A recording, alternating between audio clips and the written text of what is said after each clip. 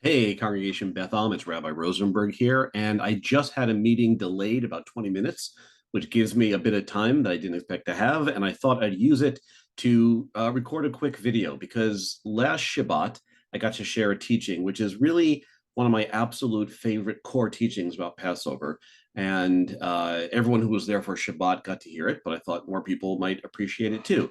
So here's what I hope will be the quick version of it. On Passover, we tell the story of moving from slavery to freedom, and we use lots of different phrasing for that, but that's always the idea. We're supposed to tell stories which begin in slavery and end in freedom. But the slavery we're talking about doesn't have to be, and really shouldn't be understood just as the literal slavery in Egypt. It's not just about taskmasters whipping us and forcing us to build large cities and such. The rabbis have always understood the slavery to be a much broader metaphor. You see, the word for Egypt in Hebrew is Mitzrayim, and that means the narrow place. Literally, that's probably because Egypt only existed as an empire along the Nile, so it was a physically narrow empire. But as I always say, you never let facts get in the way of a good teaching. The rabbis took that idea of narrowness and said that's what slavery really is. Slavery is about anything which keeps you constrained, anything that doesn't let you expand to your fullest best self. And as for freedom, one of the words we have for freedom is atzmaut.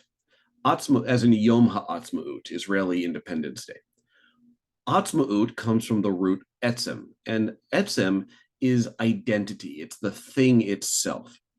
So atzmaut, freedom, is literally the state of being yourself.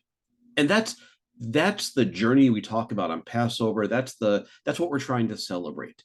It's not just about several thousands of years ago, a bunch of people used to be forced into labor and now got to live in the desert for 40 years.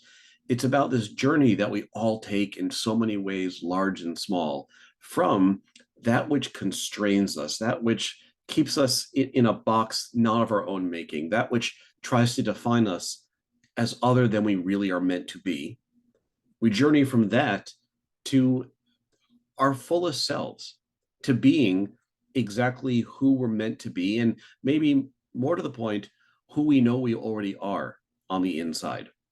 I told this teaching on Friday night in part because it was Pride Shabbat, and talking about people who are LGBTQIA plus and talking to them about this journey from constriction to full self identity is an obviously powerful teaching in that moment. But that's just one really important large example.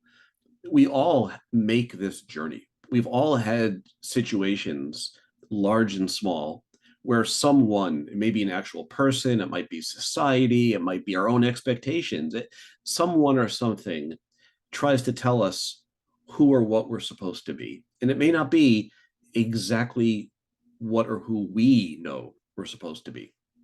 And Passover is supposed to remind us that there is always freedom, there is always redemption, which is possible. The rabbis really believed that the point of the Passover Seder was not to read the Haggadah. It is not a requirement to read that whole book. You can if you want, but what they tell us we're supposed to do, literally, the original instruction is to tell a story which moves from degradation to glory, a story which moves from slavery to freedom, from constriction to fullness. So more than anything else, as you're preparing for Passover, I really encourage you to make time in your Seder, if you can, to have people who are willing to tell a story, a personal one of a time when they felt they had been constrained and now they get to be free.